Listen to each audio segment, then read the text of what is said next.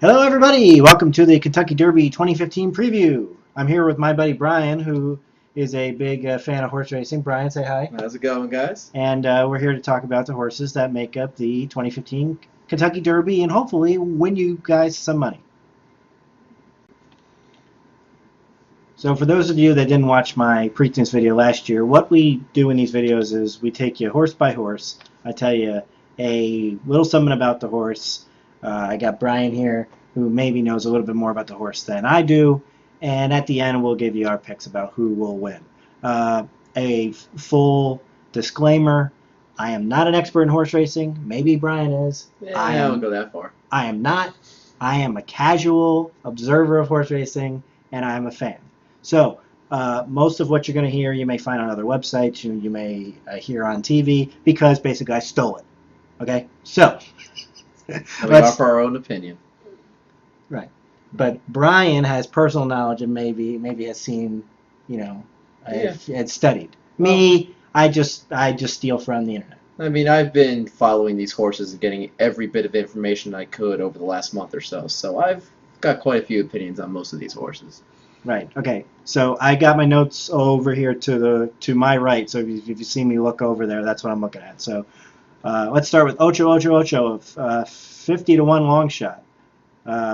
Ocho Ocho Ocho ran better in the Bluegrass Stakes, which was a prep for the Derby.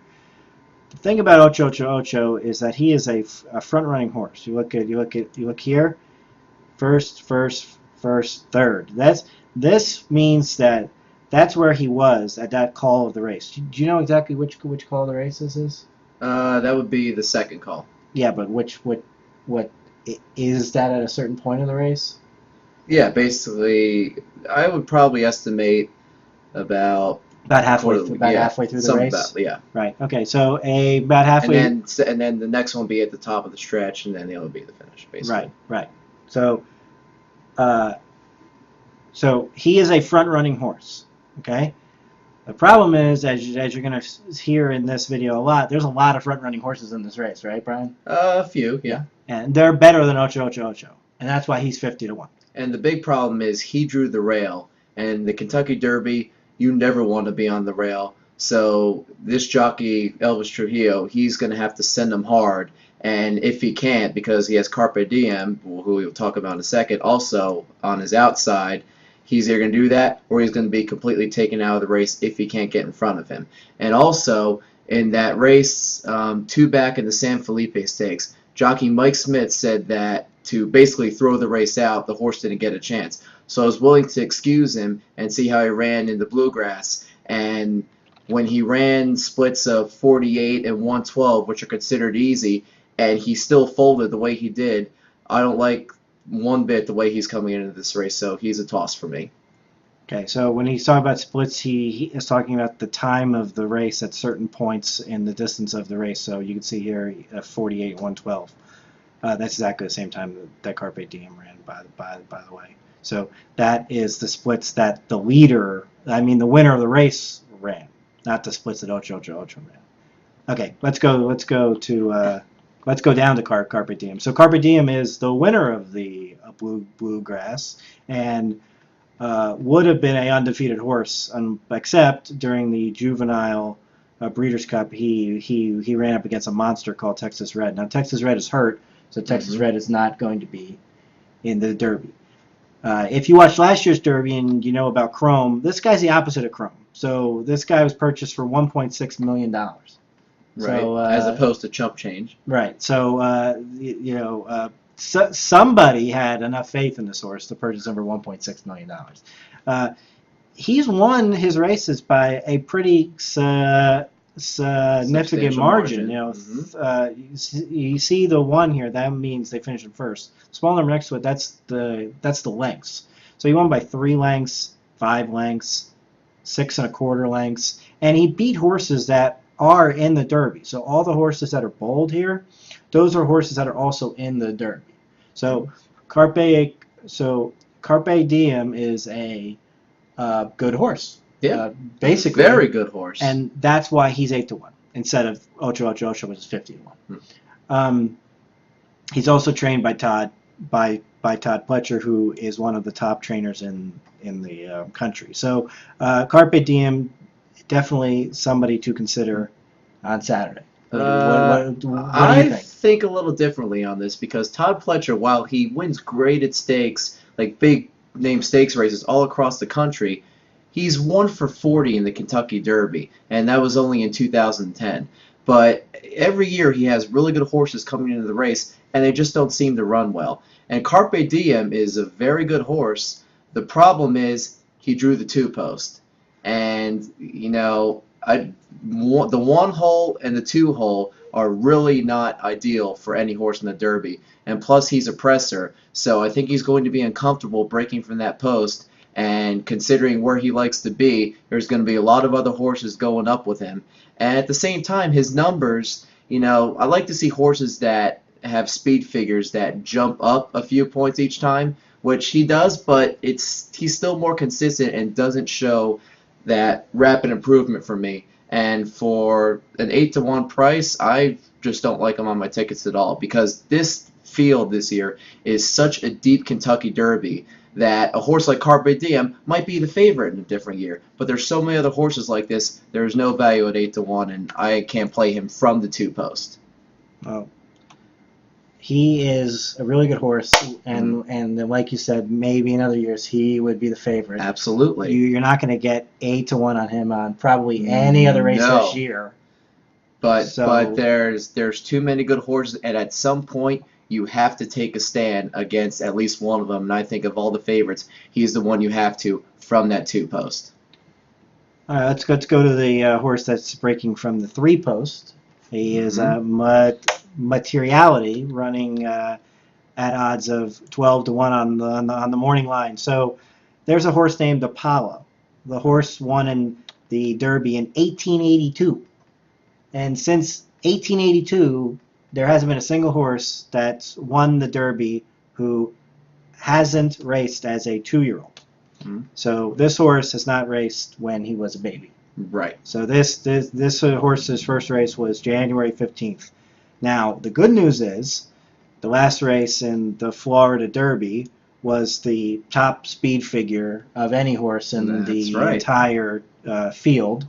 Mm-hmm. So that's good. It's good. The other good news, the horse hasn't lost. Mm-hmm. That's good. The other good news is that the horse beat Upstart pretty handily, and a lot of people a lot of people are picking Upstart. So there's a lot to like about this horse. What's not to like is there's a curse. Oh, the curse of Apollo. Ooh. So if you don't like cursing with your with your gambling, and most people don't pick Materiality. I will say he's also trained by Todd Pletcher, who I like, and Todd Pletcher is what? 1 for what? 1 for 40 in the Derby. He's 1 for 40 in the Derby, but he puts out 4 horses a year in the Derby. Which means that if any of those horses it's not aren't like in 40 hitting, years he's only won once. No, but still, when you have that number of horses and they're still not winning, that's a telling stat. The other thing about Materiality is that in order to win the Derby, you need to have a turn of foot, which means that if you're staying, you have to be able to kick it into gear. Right.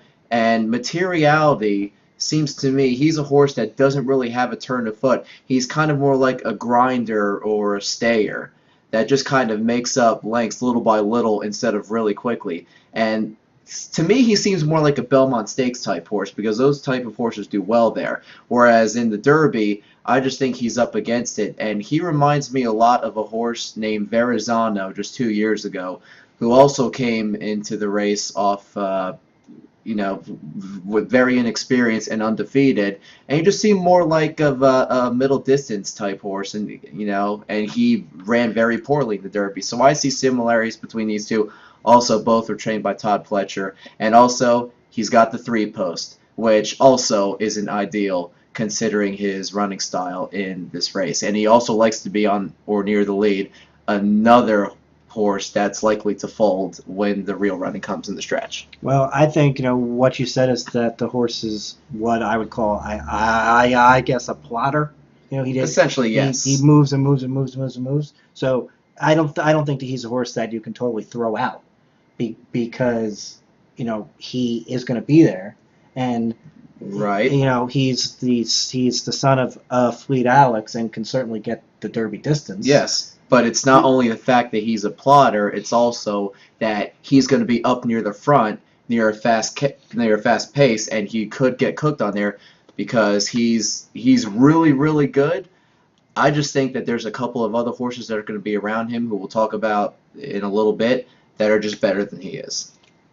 Okay, let's go down to 10 Sender. Mm-hmm. So 10 Sender, where did this last race come from? So you kind of have to know how to read a past performance here. So we're kind of going a little inside baseball, but so on a muddy track on a maiden, maiden is horses that have never won before. He breaks his maiden. Hooray! Not to mention it was against state breds.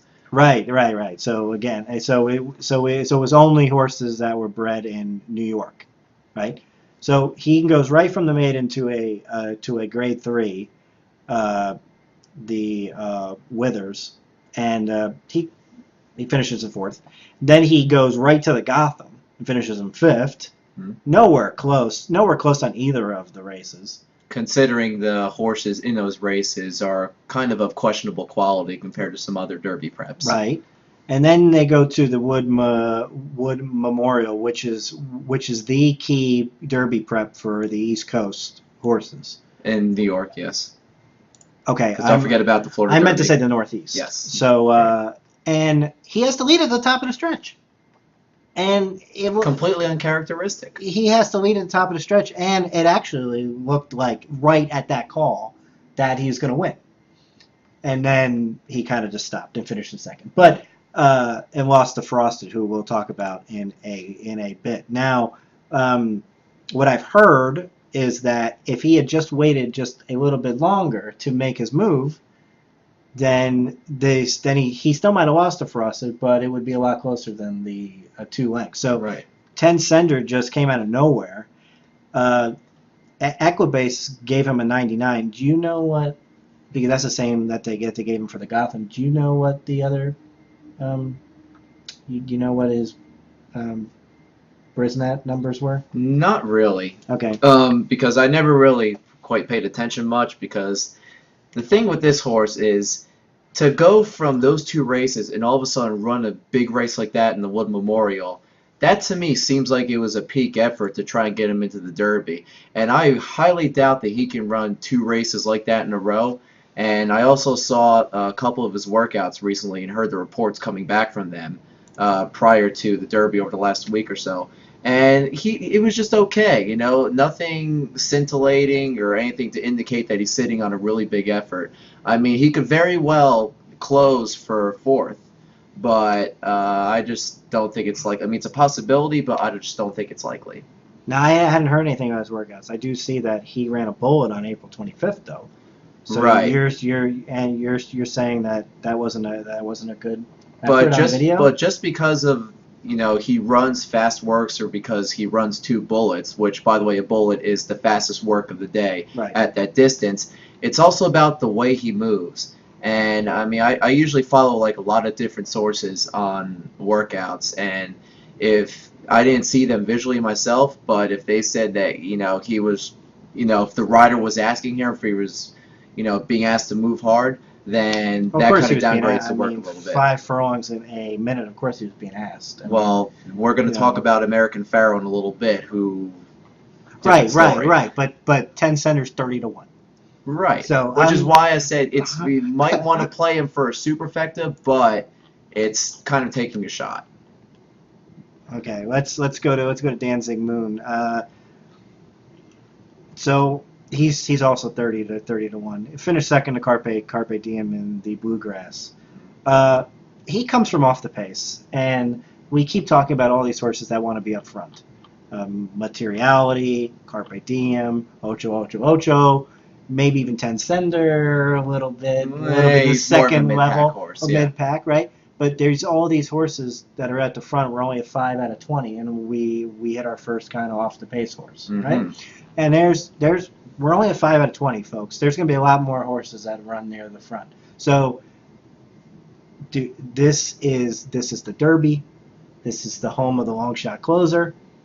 Now there may be other long shot closers that we're going to talk about later that may have a better chance, but I don't think you could totally throw him out.